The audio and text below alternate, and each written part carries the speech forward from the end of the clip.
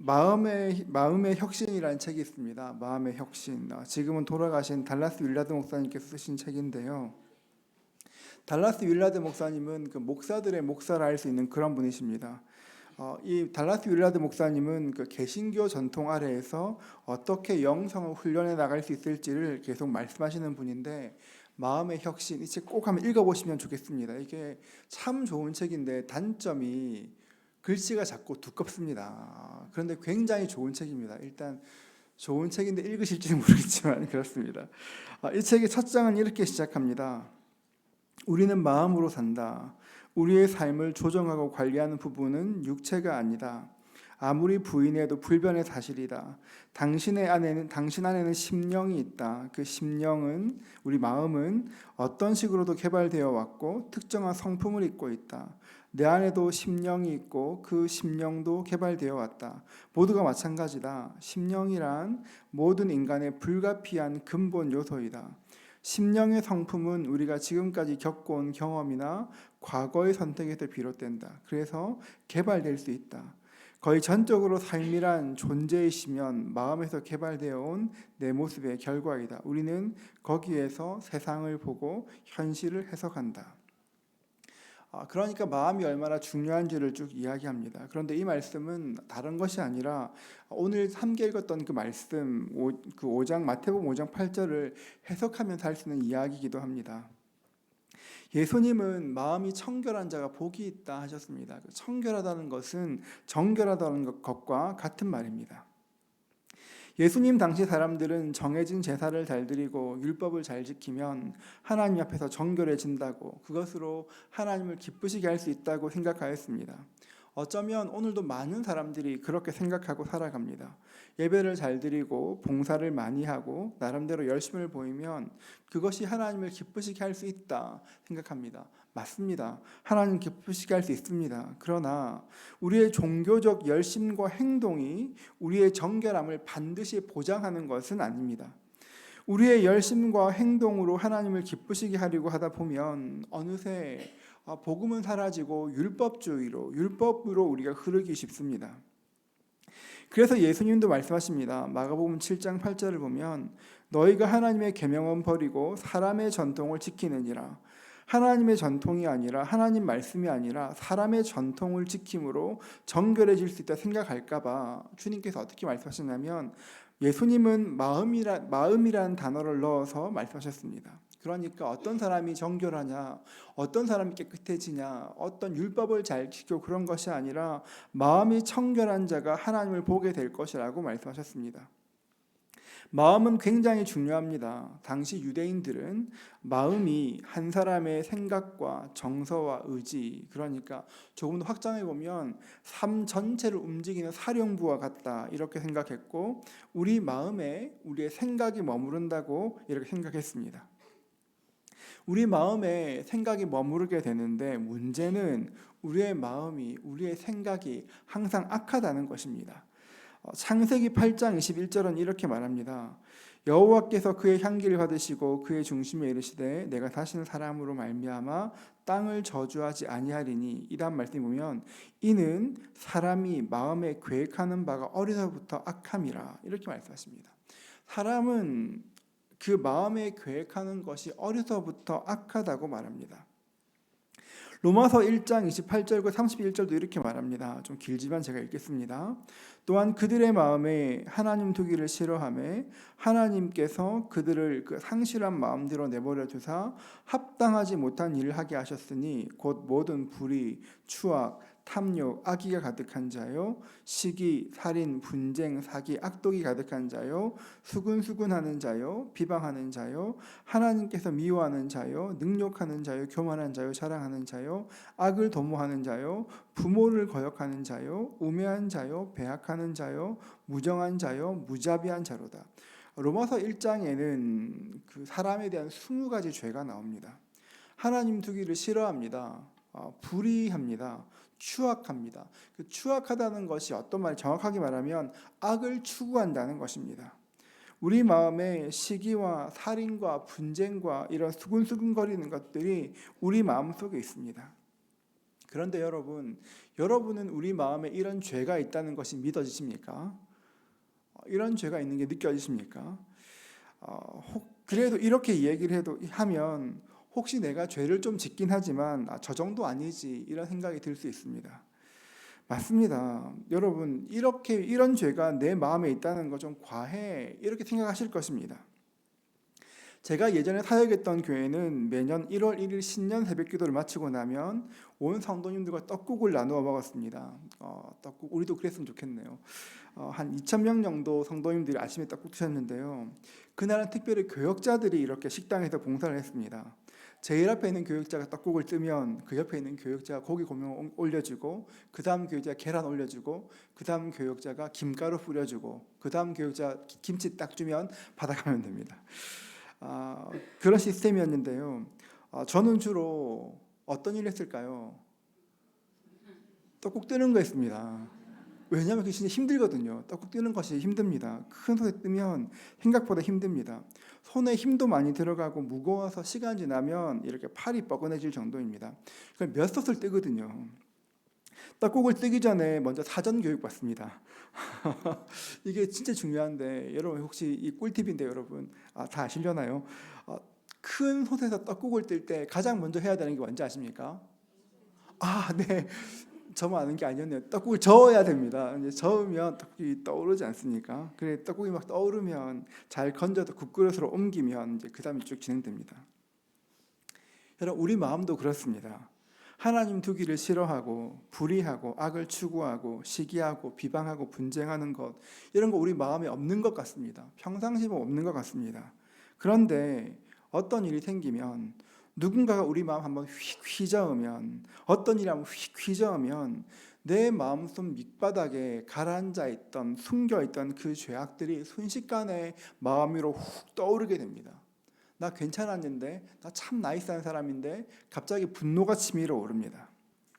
갑자기 화가 나고 갑자기 악한 마음이 들고 시기하게 되고 방금 전까지 그렇게 좋았는데 미워하게 됩니다. 여러분 우리에게 이런 악한 마음이 없는 것이 아니라 그저 가라앉아 있을 뿐이고 적당한 환경이 되면 누가 한번 휘저어주면 순식간에 살아나는 것입니다. 우리 마음이 그렇습니다. 괜찮아 보이고 나이스해 보이지만 결코 그렇지 않은 것이 우리의 마음입니다. 그래서 예레미야는 말하기를 만물보다 더럽고 부패한 것이 우리의 마음이다 이렇게 이야기합니다. 우리의 마음은 그렇게 가라앉아 있기 때문에 우리의 힘으로는 결코 청결하게 할 수 없습니다. 나름대로 노력합니다. 열심히 노력합니다. 진짜 이렇게 도덕적인 수행을 하고 최선을 다합니다. 그렇게 하면 그 죄성을 마음 깊은 곳에 가라앉힐 수 있을지는 모르나 실제로 해결하지는 못합니다. 그러면 어떻게 해야 우리 마음이 청결해질 수 있을까요? 크게 두 가지로 이야기할 수 있는데요. 첫 번째로는 말씀으로 우리 마음을 관찰해야 합니다. 말씀으로 우리 마음을 관찰해야 합니다. 여러분 우리는 몸을 씻지 않으면 더럽다고 생각합니다. 몸을 씻지 않으면 더럽다고 생각합니다. 그런데 정작 우리 마음에 대해서는 그렇게 생각하지 않습니다. 우리 마음이 때묻고 더러운데도 우리는 우리 마음이 얼마나 더러운지를 잘 모릅니다. 왜 그럴까요? 못 보니까 그렇습니다. 우리가 거울처럼 우리 얼굴을 볼 수만 있다면, 우리 마음 볼 수만 있다면 깨끗하게 할 텐데 우리 마음 잘 못 봅니다. 그러니까 우리 마음이 더러워서 병들어도 가만히 두는 것입니다. 그러면 우리 마음을 어떻게 들여다볼 수 있습니까? 여러분 우리가 마음을 잘 관찰하면 그냥 생각하면 우리 마음을 알 수 있습니다. 그런데 정확하지 않습니다. 훨씬 더 정확하고 치유가 있는 것이 있는데 하나님 말씀을 통해 우리 마음을 알 수 있습니다. 하나님 말씀에 우리 마음을 비추어 보면 우리 마음이 어떤지 보입니다. 하나님 말씀을 읽고 또 읽고 생각하다 보면 말씀이 우리의 거울이 되고 그 말씀이 우리의 속사람을 보게 하는 것입니다. 예전에 그 암투병 했던 권사님을 신방했을 때 일입니다. 간암이셨는데요. 갑자기 공황장애가 생기셨습니다. 그 치료 중에 그런 공황장애가 오니까 너무너무 겁내하셨습니다. 순간순간 두려움이 찾아오고 어떤 때는 숨도 못 쉬는 그런 어려움이 있었습니다. 신방을 갔습니다. 권사님이 말씀하시기를 목사님 참 이상한 게 이제 성경도 안 읽어지고 기도도 안 되는 것 같아요. 하나님께서 이 병으로 저를 벌하시는 것 같아요. 이렇게 이야기하시면서 우셨습니다. 그렇게 한참 우시는 거 옆에 가만히 보고 있다가 하나님께서 말씀 하나 기억나게 하셨습니다. 로마서 8장 말씀이 기억났습니다. 그분이 사역반 하신 분이신데요. 권사님께 여쭈었습니다. 권사님, 지금도 로마서 8장 기억나세요? 물었습니다. 지금도 로마서 8장 암송하세요? 물었습니다. 그랬더니 권사님께서 아유 목사님 기억나죠? 얼마나 암송했는데요. 아마 여기 계신 순장님들, 우리 사역훈련 하신 분들 기억하실 텐데요. 사역반 하면 로마서 8장 암송해야 합니다. 전장을. 우리 순장님들이 그런 분들이십니다. 지금 한번 시켜. 네. 그래서 그 권사님께 말씀드렸습니다. 권사님 8장 기억나시면 우리 그거 같이 암송합시다. 그렇게 했습니다. 오늘부터 억지로 성경 읽지 마시고 로마서 8장 말씀만 읽으면서 한 구절씩 읊조려 보시면 어떨까요? 겁날 때마다 죽을 것 같을 때마다 약도 드시고 성경도 이렇게 읊조려 봅시다. 이렇게 얘기했습니다.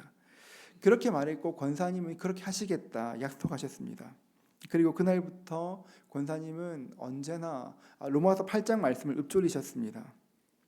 치료가 있어 병원에 입원하기 전날 차에 앉아 말씀을 읊조리는데 차에 앉았는데 겁났습니다. 내가 차를 타고 가지만 다시 올 때 내가 차를 운전해 오지 못하면 어쩔까 그런 두려움이 생겼습니다.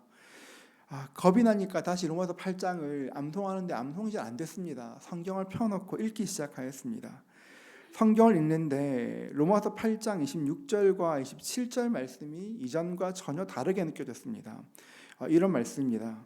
이와 같이 성령도 우리의 연약함을 도우시나니 우리는 마땅히 기도할 바를 알지 못하나 오직 성령이 말할 수 없는 탄식으로 우리를 위하여 친히 간구하시느니라. 마음을 살피시는 이가 성령의 생각을 아시나니 이는 성령이 하나님의 뜻대로 성도를 위하여 간구하심이라. 이 말씀을 읊조리고 있었습니다. 나 혹시 다시 이 차 타고 못 오면 어쩌지? 막 그렇게 두려워할 때 문득 그렇구나. 성령님이 나의 연약함을 도우시는구나. 그 말씀이 가슴에 확 와닿았습니다. 하나님께서 나를 돕고 계시는구나. 성령님께서 나를 아시구나. 그것을 알게 되었습니다. 하나님께 고백하였습니다. 맞아요, 주님. 주님께서 제 약함을 아시죠. 저를 위해 말할 수 없는 탄식으로 기도하시죠. 그렇게 기도하는데 어느새 권사님 마음 깊은 곳에 있던 그 가라앉아 있던 한 가지 마음과 직면하게 되었습니다. 권사님은 늘 괜찮다 말씀하셨습니다. 저 목사님 하늘 소망이 있어 괜찮아요 이 얘기했지만 그 말씀을 암송하는 그 순간 자기의 마음을 직면하게 되었습니다. 내가 죽음을 참 많이 두려워하고 있구나. 하나님 곁에 가는 거 원하지 않는구나. 내가 이 땅에 참 미련이 많구나. 그 마음을 보게 되었습니다. 내 평생 예수 믿는다고 그렇게 애썼는데 내가 순장으로 내가 권사로 그렇게 일했는데 주님만이 내 소망이라고 이야기했는데 내 믿음이 이 정도였구나. 하나님 저를 불쌍히 여겨주십시오. 직면할 수 없던 사실과 직면하게 되었습니다. 그리고 간절히 기도하였습니다. 하나님, 제가 보니까 그래도 권사인데 순장인데 믿음 좋은 줄 알았는데 제 믿음 아무것도 아닙니다. 하늘 소망 두는 것이 아니라 하나님께 소망 둘 수 있도록 도와주십시오. 하나님께 간절히 기도하셨습니다. 결국 시간이 많이 지났습니다. 하나님께서는 권사님의 공황장애를 해결하셨고 건강도 깨끗하게 회복시켜 주셨습니다.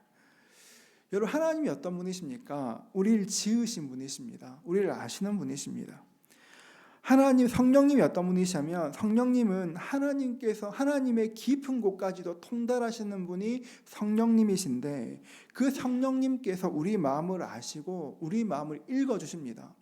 다른 사람들이 누가 여러분의 마음을 읽어줄 수 없다고 해도 성령님은 여러분의 마음을 읽어주십니다. 그렇기 때문에 하나님 말씀으로 우리 마음을 들여다보아야 하는 것입니다. 날마다 아침에 거울을 보고 화장하는 것처럼 거울을 보고 면도하는 것처럼 하나님 말씀을 읽으면서 여러분의 마음을 들여다보십시오. 주님, 제 마음은 어떻습니까? 날마다 성경을 읽으십시오, 여러분. 날마다 성경을 읽으십시오. 저희 한 구절 묵상하지 않습니까? 한 구절 묵상도 괜찮습니다. 저는 성경 통독을 권하지만 한 구절 묵상도 굉장히 좋다고 생각합니다. 내년에는 어쩌면 저희 새벽 기도를 한 구절 묵상을 하려고 이렇게 연구하는 과정 가운데 있기도 합니다. 하루에 한 절이라도 작은 말씀이라도 그 말씀이 내 영혼에 머물러 있으면 그 말씀이 우리 영혼을 보게 하시고 하나님께서 기뻐하시는 방향으로 우리를 이끌어 가십니다. 그럴 때 하나님 말씀으로 우리 영혼이 살아나게 되는 것입니다.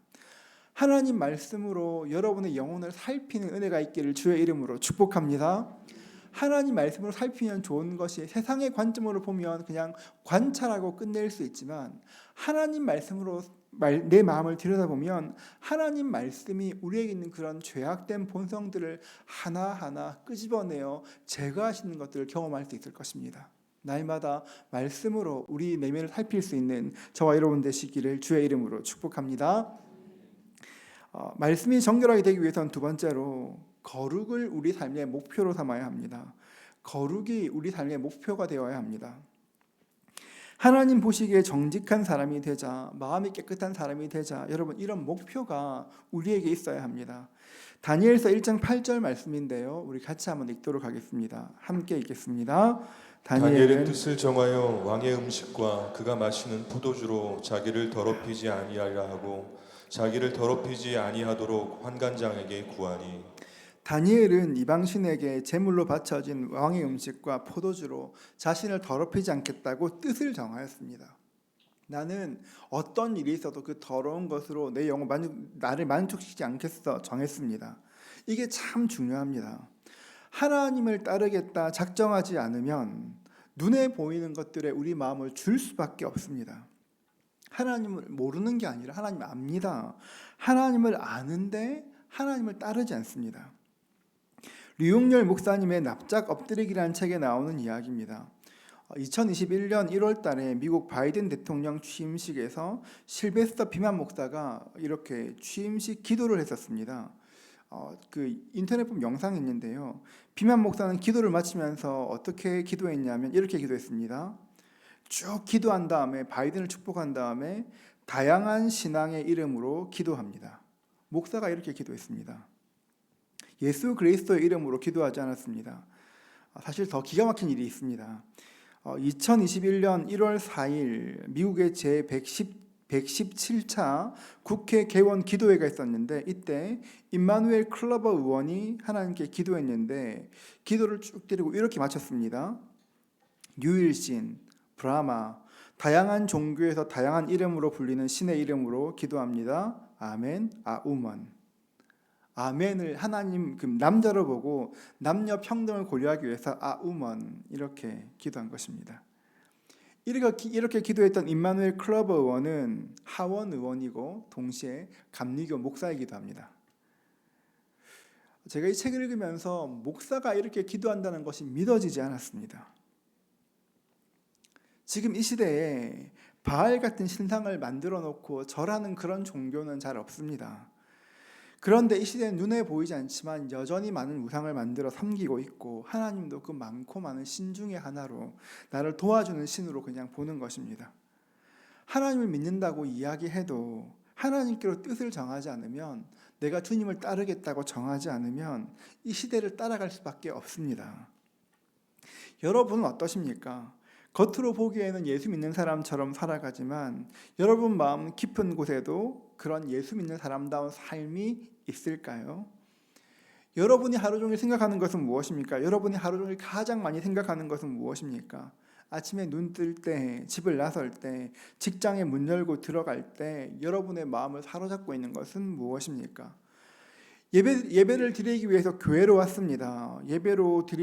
교회로 올 때 여러분 어떤 마음으로 오셨습니까?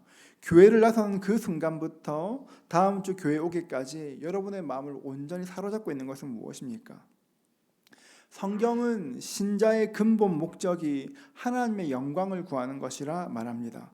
먹든지 마시든지 무엇을 하든지 하나님의 영광을 위해 살라고 말씀하십니다. 그런데 예배는 일주일에 딱 한 번 드리고 그 다음 다른 것들로 우리의 삶을 채운다면 과연 우리가 진정한 그리스도인이라 말할 수 있겠습니까?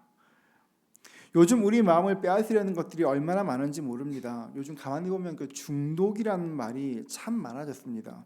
술, 마약, 도박 중독도 보았고, 제가 며칠 전에 이렇게 인터넷 칼럼 봤는데 탕후루 중독도 보았습니다. 별의별 중독이 다 있습니다. 그런 중독이 있고, 요즘 SNS 중독도 만만치 않습니다. 최근에 있었던 서현역 사건을 시작으로 요즘 살인 예고가 얼마나 많았습니까? 살인 예고들이 계속 반복되니까 인터넷에 칼부림 예고 사이트, 그러니까 어디에 칼부림이 예고되어 있는지 알려주는 사이트가 생겼고 하루에 5만 명이 접속하게 됐다고 합니다. 경찰들이 대대적인 단속을 벌여서 그런 사람들을 많이 체포했습니다. 잡고 나니까 그들의 말들이 거의 한 가지였습니다. 장난이었다. 그럴 의도가 없었다. 내가 인터넷에 그런 글을 올리면 사람들이 반응하는 것이 재미있었다. 이런 것이었습니다. 사람들은 유튜브나 인스타에서 하트를 얻기 위해서, 좋아요를 얻기 위해서 별의별 일을 다 합니다. 얼마 전에 그 뉴스 보셨겠지만 그 인스타에서 하트를 얻기 위해서 음주운전하면서 라이브 방송을 하기도 했습니다. 여러분, 이 땅은 그렇게 자기들의 관심을 위해서 중독으로 살아갑니다. 하나님께 뜻을 세우지 않으면, 거룩함의 뜻을 세우지 않으면 우리는 어딘가에 분명히 마음을 빼앗기게 돼 있습니다. 그렇다면 여러분은 지금 어디에 그 마음을 세우고 있습니까? 어디에 무슨 뜻을 세우고 있습니까? 마귀는 속이는 영입니다. 마귀는 거룩한 것, 하나님께 뜻을 세우는 것을 아무것도 아닌 것처럼 생각하게 합니다. 이 땅에서 성공하기 위해서라면 하나님의 뜻 잠시 미룰 수 있지. 이 땅에서 잘 되기 위해서라면 하나님 뜻 좀 괜찮지. 내가 열심히 일해서 잘 돼서 하나님께 많이 드리면 괜찮지. 여러분, 다 원수마귀의 거짓말입니다. 다니엘은 뜻을 세우고 세상의 것으로 자신을 더럽히지 않겠다 뜻을 세우고 그 뜻을 지키기 위해서 최선을 다했습니다. 자기의 정적들에게 모함받는 순간이 와도 하나님께 충성하였습니다. 여러분, 그랬더니 어떻게 되었습니까? 망했습니까? 다니엘은 15살에 거대한 페르시아 제국의 2인자가 되었습니다. 그리고 90세까지 2인자가 되었습니다. 2인자로 살았습니다. 왕이 8번 바뀌었습니다. 심지어 나라도 2번 바뀌었습니다. 그래도 여전히 제국의 2인자로 살았습니다.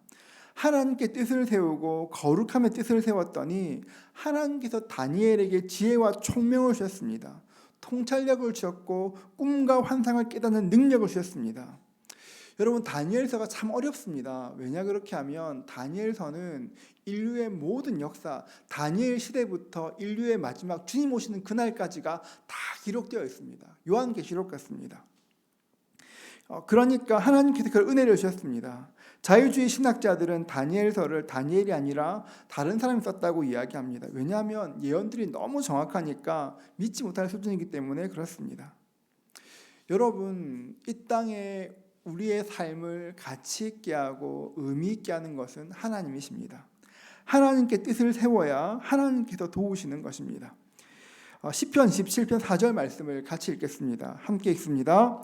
내가 여호와께 바라는 한 가지 일 그것을 구하리니 곧 내가 내 평생에 여호와의 집에 살면서 여호와의 아름다움을 바라보며 그의 성전에서 사모하는 그것이라. 다윗의 평생의 목표가 무엇이었습니까? 큰 제국을 이루는 것이 아니라 하나님의 집에 살면서 여호와의 아름다움을 바라보며 그의 성전을 사모하는 것이 꿈이었습니다. 여러분, 성공이 아니라 거룩이 우리의 목표가 될 수 있기를 축복합니다. 땅의 것이 아니라 하늘의 것으로 목표로 삼으십시오. 예수님께서 말씀하십니다. 먼저 그의 나라와 의를 구하라. 그리하면 이 모든 것을 너희에게 더하시리라.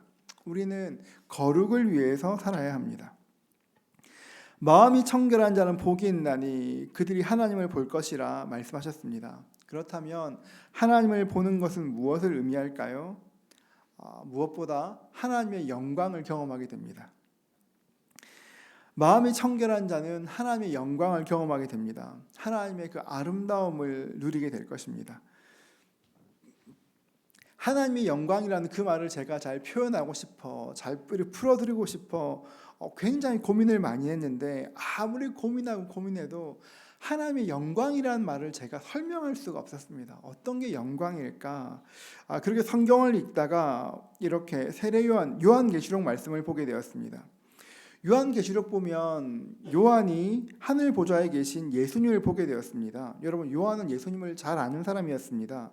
3년 반이나 같이 살았습니다. 같이 먹고 같이 자고 같이 다녔습니다. 그런데 영광 중에 계신 주님, 하늘 보좌에 계신 주님 보고 나니까 이렇게 말합니다. 요한계시록 4장 3절인데요. 우리 같이 한번 읽어볼까요? 요한계시록 4장 3절입니다. 앉으시는 이의 모양이 벽옥과 홍보석 같고 또 무지개가 있어 보좌에 둘렀는데 그 모양이 녹보석 같더라. 이 땅에서 봤던 모습이 아니었습니다. 지금 요한이 예수님을 봤는데 이 땅에서 본 것이 아니라 정말 아름다우시고 놀라우신 모습인데 말로 표현할 수 없어서 자기가 봤던 가장 좋은 것, 그 보석으로 하나님의 그 아름다움을 표현하는 것입니다. 여러분, 이 영광을 장차 우리도 보게 될 것입니다. 하나님의 아름다움, 하나님의 영광, 우리가 지금 이 땅에서는 알 수도 없고 말로 표현할 수도 없지만 그 영광을 실제로 보게 될 것입니다. 또 하나, 하나님을 본다는 것은, 하나님의 영광을 보는 것은 이 땅 장차 하늘에서만 보는 것이 아니라 이 땅에서도 하나님의 영광을 보게 됩니다. 마음이 청결한 사람은 이 땅의 모든 곳에서 하나님의 영광을 보게 될 것입니다. 거리에 피어있는 꽃 한 송이에서도 하나님을 느끼고 아침에 내리는 햇살 한 줄에서도 하나님의 따스함을 느끼게 되는 것입니다. 하나님을 바라본다는, 하나님을 본다는 것은 우리를 향한 하나님의 눈길을 깨닫게 되는 것입니다. 사랑의 눈으로 우리 바라보시는 그 눈길을 깨닫는 것입니다. 아무리 경건한 성도라고 해도 날마다 꽃길만 걸을 수는 없습니다. 우리가 예수를 아무리 잘 믿어도 꽃길만 걸을 수는 없습니다. 때로는 눈물 골짜기를 지나기도 하고 세상 어디를 가든 고통이 없고 어려움이 없는 곳이 어디 있겠습니까? 어려운 일을 만나면 에너지가 많이 소진됩니다. 탈진됩니다. 아이고, 더 못하겠다, 못 살겠다, 이런 생각 듭니다. 마음이 청결한 사람은 그때 어떻게 하는지 아십니까? 너무 힘들 때, 탈진되고 버거울 삶이 힘들어질 때 그때 교회로 나와서 기도합니다. 기도하는 자리를 눈물로 적십니다. 한참 눈물로 적시다 보면 우리를 보시는 하나님의 눈, 한없는 사랑의 눈으로, 긍휼의 눈으로 불쌍히 보시는 그 하나님을 바라보게 되는 것입니다. 마음이 청결한 자는 하나님을 보게 될 것인데, 하나님을 바라보기 시작하면 어둡고 텅 빈 우리의 마음에 하나님의 은혜와 하나님의 영광이 우리 마음에 임하는 것들을 보게 되는 것입니다. 여러분, 하나님의 영광이 임하게 되면, 하나님의 사랑이 임하게 되면, 하나님의 눈길을 보게 되면 놀라운 것이 살 힘이 생깁니다. 어떻게 살아야 될지 알게 하십니다. 어둡고 텅 비었던 마음을 은혜로 채우시고 다시 살 힘을 주십니다. 인생의 문제는 그런 어려움의 크기가 아니라 하나님과 만나는 친교의 깊이입니다. 마음이 청결한 사람은 하나님을 보고 주님의 빛으로 세상과 죄를 이기게 됩니다. 여러분, 세상이 참 혼란합니다. 우리를 유혹하는 것도 많습니다. 넘어지게 하는 것도 많습니다. 여러분, 그런데 하나님으로 뜻을 세우지 않고 하나님 바라보지 않으면 그 누구도 이기지 못할 것입니다. 요한계시록 보면 그 말씀들이 훨씬 더 적나라하게 기록되어 있습니다. 마지막 때를 살아내고 이기기 위해서 가장 필요한 것이 무엇입니까? 마음이 청결해지는 것입니다. 여러분의 소원을 거룩에 두십시오. 성공이 아니라 거룩에 두십시오. 여러분, 내 인생 하나님이 책임지실 것입니다. 내 마음의 소원을 거룩에 두면 거룩하신 하나님께서 내 삶에 개입하셔서 도와주실 것입니다. 우리 모두에게 마음이 청결해지는 그 은혜가 있기를 축복합니다. 그래서 하나님 바라보고 우리 마음에 세상에 주는 힘과 영광이 아니라 하나님이 내 마음을 채우시는 힘과 영광으로 살아갈 수 있기를 축복합니다. 여러분은 복된 사람이 될 것입니다. 옆 사람 이렇게 한번 축복할까요? 당신에게 하나님의 영광이 임할 것입니다.